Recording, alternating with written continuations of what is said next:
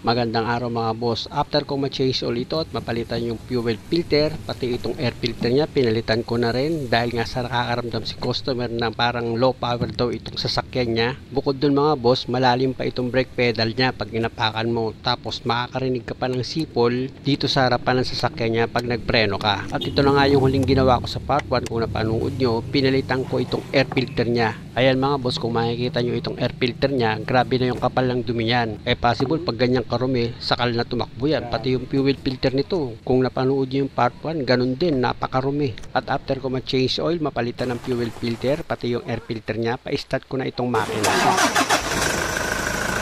Yung dahil napa-start ko na itong sasakyan ni customer, hindi muna kami magro-road test mga boss dahil nga sa may problema pa ito sa preno. Bukod sa malalim na yung brake pedal, pag inapakan mo, meron pang sipol ito sa harapan niya. Switch off ko muna itong makina. Tapos, i-start ko ulit yan. Tapos, i-check ko ulit itong fuel pump niya. Bobombahin ko yan mga boss para malaman ko kung wala na nga siyang hangin. Kasi pag binomba ko yan, mga ilang beses lang, 2 or 3, matigas na yan pag idiniin mo. Ibig sabihin ng mga boss, wala nang hangin yan. At dahil sa okay na ito mga boss, pwede ko na ngayon switch off itong makina. Para dito naman ako ngayon magpo-focus sa preno niya sa harap. Diyan muna ako magsisimula dahil nga sa pag inapakan ni customer yung brake pedal niya, dito sa harapan ng preno meron daw sumisipol. Kaya ang gagawin ko dyan, kakalasin ko itong gulong. Ang possible kasi niyan mga boss, pwede marumi itong brake pad niya o kaya naman manipis na yung brake pad at kailangan na yang palitan. Pihitin ko muna yung manibela pa kanan para pag tinanggal ko itong brake caliper, maluwag kong matatanggal yung 2 bolt na number 14. Gamit yung socket wrench ko na number 14, luwagan ko na yung 2 bolt dito sa brake caliper. Dahil sa maluwag na yan, kinamay ko na yan mga boss para mas mabilis kong matanggal itong 2 bolt sa brake caliper. Tsaka ako ngayon iaangat. Yun lang mga boss, kung makikita nyo itong brake pad ni customer, ang nipis na yan photo finish kumbaga. Kaya pala nakakarinig si customer ng sipol pag nagpreno siya. After ko magpatila ng ulan, kung mapapansin nyo basa yung rotor disc, trabaho ulit. Pinasadahan ko ng liha itong rotor disc mga boss para yung kumapit na kalawang dyan or dumi matanggal. Tapos gagamit ako ng brake cleaner para kung may kumapit na langis dyan, malagkit, mawas out itong brake cleaner. Tsaka ako ngayon yan pupunasan ng malinis na basahan itong rotor disc para yung marka ng brake cleaner matanggal. I-check ko itong sliding pin bolt niya. So far okay naman siya, hindi naman siya stack up. Kaya okay lang yan mga boss. Ito na ngayon yung manipis na brake pad at ito na yung bagong brake pad. Ilagay ko na itong bagong brake pad mga boss. Sa paglagay ng brake pad mga boss, itapat mo lang yan dyan sa guide niya sa brake caliper holder tapos itulak mo.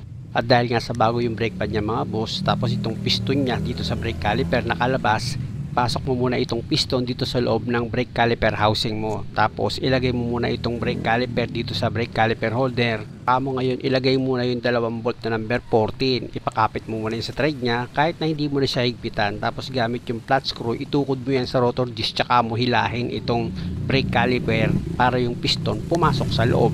Ganun lang. O yan, pasok na yan mga boss. Pwede ko nang tanggalin yung 2 bolt na number 14. Tapos iangat mo na itong brake caliper mo. Pwede mo na ngayon isunod sa ilalagay yung isa pang brake pad. Sa paglagay naman itong bagong brake pad mga boss, itatapat nyo lang yan dito sa brake caliper holder. Meron naman siyang guide, tsaka mo ngayon siya itulak. O diba? Pasok na siya. Dahil sa okay na yung pagkakalapat ng 2 brake pad, pwede mo na ngayon ibalik itong brake caliper mo. Same lang naman mga boss, dapat itong brake caliper mo nakatapat yung paglalagyan mo ng bolt dyan dito sa brake caliper holder. Ayan mga boss, diba? Itatapat mo lang yun. Tapos ipakapit mo na yung 2 bolt na number 14 dito sa brake caliper. Tsaka mo yung gamitan niya ng impact wrench mo at i-final mo na yung higpit. At dahil sa okay na yan, pwede mo na ngayon ilagay itong gulong. Pagdating naman dito sa gulong mga boss, yung mga nut niyan, siguraduhin mo na maayos yung pagkakahigpit mo para sa bandang huli wala kang problema. Pag okay na, ikutin mo yung gulong para malaman mo kung may sumasabit. Pag okay naman, ugain mo siya. Pag wala naman siyang kalog, lipat ka sa kabilang side. Sa pagtanggal naman ng brake caliper mga boss or pagpalit ng brake pad, kung tutuusin, same procedure lang yan. Kaya lang dahil nga sa maingay yung preno nito, pwedeng dito sa kabilang side, bakal na yung sumasayag dyan kaya malakas yung sipol. Sana hindi naman. Gamit ulit yung box wrench sa number 14, luluwagan ko yung 2 bolt dito sa brake caliper. Ayan mga boss, pag maluwag na, kamayin nyo na yan para matanggal nyo na yung 2 bolt. Tapos iangat mo na itong brake caliper. At kung makikita nyo yung brake pad niya mga boss, parehas lang din sa kabila. meron pa rin niyang natirang lining, kaya hindi bakal yung tumama dito sa rotor disc, kundi sadyang manipis na yung brake pad kaya nagkaroon na siya ng sipol. Pag ganyan mga boss, dating lihahin ulit itong rotor disc para yung kalawang na kumapit dyan matanggal. Tapos i-check mo ulit itong sliding pin niya. Pag okay naman, hindi siya stack up, huwag mo nang galawin. Gamit ka na ng brake cleaner, spray mo itong rotor disc para yung kalawang na kumapit dyan or dumi mawas out, tsaka mo ngayong punasan ng basahan. Pag okay na, pwede mo na ngayon ilagay itong bagong brake pad. Nakita nyo yung luma, di ba? Kinumpir ko, manipis na talaga siya. Kaya ito na mga boss yung bagong brake pad, ilagay ko na yan. Tapos, ilagay mo muna yung brake caliper dahil nga yung piston niyan nakalabas, kailangan maipasok mo yun dito sa brake caliper housing niya. Dahil nga yung dalawang bagong brake pad, makapal yun. Pag nakalabas yung piston, hindi mo mailalagay itong brake caliper. Tapos, gumamit ka ulit ng flat screw, hilahin mo itong brake caliper para yung piston tumukod siya sa brake pad mo at madiin yun, papasok sa loob ng brake caliper housing niya. Pag okay na, tanggalin mo na yung 2 bolt na number 14 dito sa brake caliper. Tsaka mo ngayon iangat na itong brake caliper. Pag natanggal mo yan, pwede mo na ngayon ilagay yung isa pang brake pad na bago. Ayan mga boss, diba? Gaya ng dati, yung magkabilang dulo ng brake pad, itapat mo yan dito sa guide ng brake caliper holder mo, tsaka mo ngayon siya idiin. O, diba? Salpak mo na itong brake pad na bago. At dahil sa okay na yung pagkakalapat mo ng brake pad, pwede mo na ngayon ilagay itong brake caliper mo. Tapos, isunod mo na rin sa ilalagay yung 2 bolt na number 14 dito sa brake caliper mo. Pag okay na, naipakapit mo na sa thread yan, gamit ka na ngayon ng socket wrench sa number 14 para maifinal mo na yung higpit ng 2 bolt mo dito sa brake caliper. Tapos, idiretso mo na yung manibela para mailagay mo na yung gulong. Dito sa pagpalit ng brake pad na ginawa ko mga boss, nakita nyo naman manipis na talaga yung brake pad. Kaya positive na yan mga boss, pag nagpreno mamaya si customer, wala nang iingay dyan. At susunod kong gagawin dyan mga boss, yung malalim na brake pedal ni customer pag inapakan niya, malalim. Ngayon ang gagawin ko doon, bubuksan ko yung 2 preno niya sa likuran. Possible dun mga boss, dahil hindi ko pa naman talaga nakita yan, pwedeng manipis na yung brake shoe o kaya naman yung brake shoe kailangan lang siyang i-adjust at linisin. At ito na, pinalo ko ng ball hammer itong brake drum para makalugyan at madali ko siyang matanggal. Ilapit ko itong camera para makita nyo na makapal pa itong brake shoe niya. At dahil nga sa makapal pa itong brake shoe, lilinisan ko lang yan. Gagamit lang ako ng liha para matanggal ko yung tumigas dito sa ibabaw ng brake shoe. Tapos dito sa brake drum niya, ganun din, lilihahin ko yan para yung kalawang na kumapit or dumi, matanggal nitong liha. Tapos punasan ko yan ng basahan. Tsaka ako ngayon gagamitan ng brake cleaner itong brake shoe para malinis maigi yan. Ganun din itong brake drum mga boss. Kung makikita nyo, ginamitan ko rin yan ng brake cleaner. Kaya lang, ito na naman, lumakas na naman yung ulan. After ko malinisan itong brake drum niya, mag-a-adjust na ako ng preno mga boss. Kung makikita nyo yung brake adjuster niya, sinikpot ko yan ng flat screw pababa, yung pinakaipin. After ko ma-adjust yan, ilalagay ko na itong brake drum. Paalala ko lang sa inyo mga boss, pag nag-DIY kayo ng preno nyo, lalo na dito sa likod, pag nag-adjust kayo, hindi pwedeng dito sa side na ito maluwag, tapos sa kabilang side mahigpit, hindi pwede yun. Dapat pag nag-adjust kayo, siguraduhin nyo pag ikinabit nyo na itong gulong, maiikot nyo yan. Pag mahigpit yan ikutin, nako, huluwagan nyo na, maninikit yan pag malayo na yung tinatakbo nyo. At dahil sa okay na ako dyan mga boss, lilipat naman ako dito sa kabilang side ng gulong. Alam nyo mga boss, pag ganito ang parkingan nyo, lupa, tapos madamo pa, ang hihigpit ng tornilyo pag tinanggal mo. Buti na lang itong impact wrench ko, malakas yan. Tumatagal sa akin yung battery nga ng 1 linggo, hindi ko sinacharge. Nakita nyo naman yung mga nut yan, no? Antitigas. Kaya pag ganito nalupa yung parkingan, nako, umasa ka na, napakatigas ng nut yan pag tinanggal mo. Kaya yung una kong impact wrench na gamit mga boss, nako, hindi tumagal sa akin ng 6 na buwan, sira agad eh. Pero ito, power! Nakita nyo naman, grabe ang lakas. Ilapit ko na itong camera, tapos paluin ko ng ball hammer itong brake drum niya para makalugyan nang sa ganoon mas mabilis ko siyang matatanggal.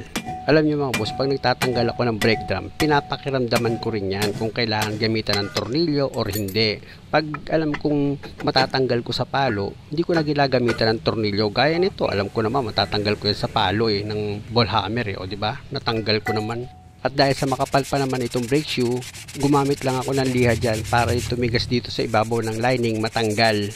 Alam nyo mga boss, malaking bagay din yung nagpapalinis kayo ng preno at nagpapa-adjust. Una na maintain nyo yung lakas ng preno at lakas ng handbrake nya. Kapag updated ka sa pagpapalinis at pagpapa-adjust ng preno mo. Pero kung masipag ka naman mag-DIY, mas maganda ikaw na lang yung gumawa. At least kahit papano, menos gastos ka pa. At higit sa lahat, sigurado ka pa na yung pyesa na papalitan mo, positive talaga na sira. Sa akin naman kasi mga boss, ang layon ko, matuto kayo. Ewan ko ba, bakit may mga tao na nagagalit sa ginagawa ko? Unang-una, sumbong lang naman ng customer yung mga sinasabi ko. Mag-adjust na nga lang ako ng preno. Tandaan nyo mga boss, gaya ng sinabi ko kanina, pag nag-adjust kayo ng preno, hindi pwedeng dun sa kabilang side maluwag, tapos dito mahigpit. Dapat balanse. Mararamdaman nyo naman yan ng kamay nyo kapag pinihit nyo yung brake drum O kaya makikita nyo naman sa standing ng gulong pag idikot nyo. Kaya hindi kayo magkakamali. Halimbawa, nag-adjust ka na ng preno mo, nilagay mo itong brake drum. Pag isinalpak po yan mga boss, dyan palang mararamdaman mo na kung may problema sa pagkaka-adjust mo Dapat pag na-shoot mo sa stud itong brake drum mo, swabe na yan pag tinulak mo. Hindi dapat masikip itong brake drum pag nilagay mo. Pero kung sa palagay mo, medyo maluwag yung pagkaka-adjust mo ng preno, pwede ka mag-adjust ulit. Power! Marami kasi nagtatanong kung ano yung ginagamit kong impact wrench. Mid-torque Bauer yan, sa pinakamurang power tools. At dahil sa okay na ito mga boss, i-check ko na itong handbrake niya. Dapat nag-adjust din yan. Before kasi yan mga boss, nang hinila ko, mahaba yan bago ko sinimulan yung pag-adjust ko ng preno sa likuran. Pero ngayon kung makikita nyo, maiksi na lang siya. At dahil sa okay na ito mga boss, magro-road test na kami ni customer. Unang-una para matest namin yung hatak niya kung hindi na ba siya parang low power. Pangalawa, yung brake pedal niya dapat hindi na siya malalim. At higit sa lahat, pag nagpreno ka, wala nang ingay dito sa harapan ng sasakyan ni customer. Or ibig kong sabihin dito sa harapang gulong. Ito na mga boss, ayoko na magsalita, hinataw na agad ni customer itong sasakyan na para bang ahas kami sa daan. Preno. Okay lang? Okay lang preno? Good. Nang magpreno si customer, okay na, hindi na siya malalim. Tapos yung ingay dito sa harapang gulong, pag nagpreno siya, wala na rin. Hindi ka talaga makatodo ng takbo rito no? Hindi kami makabuelo ng takbo mga boss. Unang-una basa yung daan, tapos may mga ginagawa pa. Pero okay na itong sasakyan ni customer. Makasumano mo sada?